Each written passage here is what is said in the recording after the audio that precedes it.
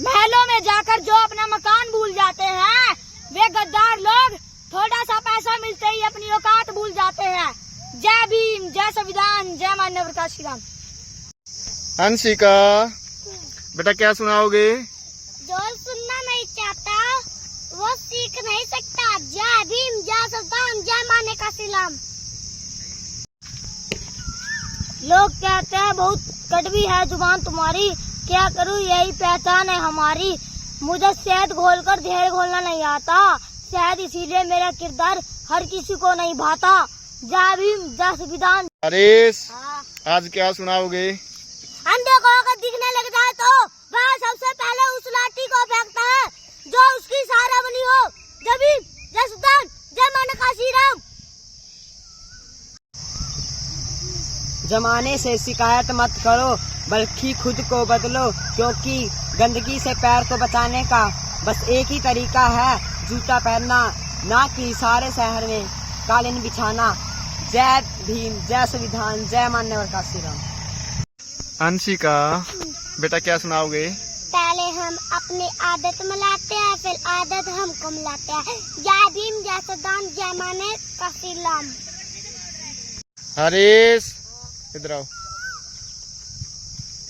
क्या सुनाओगे? सबसे अच्छी नजर वही है जो अपनी खुद की कमियां देख सके। जय भीम, जय संविधान, जय माननीय प्रकाश श्री राम। सभी सम्मानित दर्शकों को नमो बुद्धाय। जय भीम, जय संविधान, जय मान्यवर कांसी राम।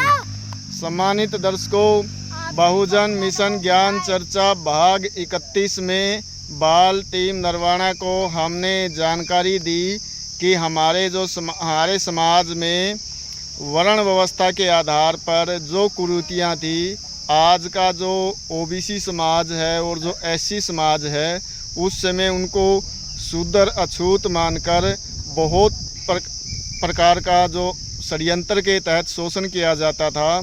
तो उनमें हमने पहले भाग में बताया कि शुद्धिकरण प्रथा थी एक, जिसमें अगर महिला की शादी होती है तो वो सीधा आज के दौर में जब उसकी शादी होती है, फेरे के बाद वो अपने घर में पति के पास जाती है।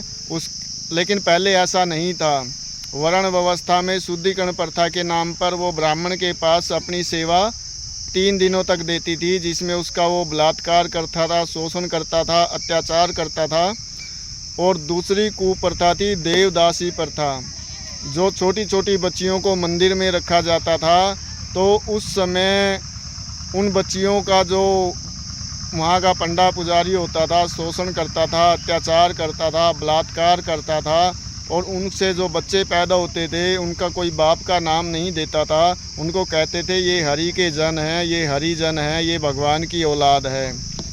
इसके अलावा हमने एक और प्रथा के बारे में बताया था, जो मूलाकर प्रथा थी। मूलाकरम प्रथा जो महिलाओं को, जो अछूत महिलाएं थी, उनको सतन ढकने नहीं दिया जाता था, अपनी कमर से ऊपर कपड़ा पहनने नहीं दिया जाता था, अपने जो घुटने हैं, जो अपने जो उनसे नीचे कपड़ा पहनने नहीं दिया जाता था। एक प्रकार से जो महिलाएं थी उनको नंगा रहना पड़ता था। और ये एक बहुत ही अत्याचार था, शोषण था।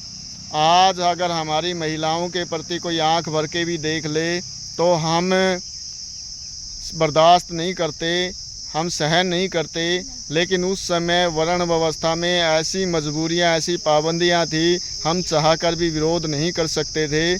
हम अगर छोटा सा भी हमारा अपराध हो जाता था तो हमारे को मृत्युदंड या बहुत भारी दंड दिया जाता था। अगर कोई उच्च वर्ण का कोई भी व्यक्ति, दबंग व्यक्ति, अगर हमारी महिलाओं को उठाकर भी ले जाता था, जब भी उनके ऊपर कोई कार्रवाई नहीं थी, उस समय किसी भी प्रकार का कोई रोकथाम नहीं थी। डर के मारे हमारे जो समाज के जो लोग थे वो भी चुप रहते थे। और इन्हीं कुप्रथाओं में से एक कुप्रथा थी सती प्रथा। सती प्रथा क्या थी? आज आप देखते हैं कोई किसी भी महिला का पति अगर मर जाता है तो जो विधवा हो जाती है तो उस अपना पूरा जीवन जी सकती है और अपने हिसाब से जी सकती है। और न केवल जी सकती है, उसको बहुत प्रकार की सुविधाएं सरकार की तरफ से मिलती है। उसको पेंशन के रूप में, उसके बच्चे जो छोटे होते हैं 18 साल से कम उम्र के होते हैं उनकी भी पेंशन मिलती है। उनको रोज़गार के लिए मतलब घर चलाने के लिए एक सुविधा सरकार की तरफ से दी जाती है।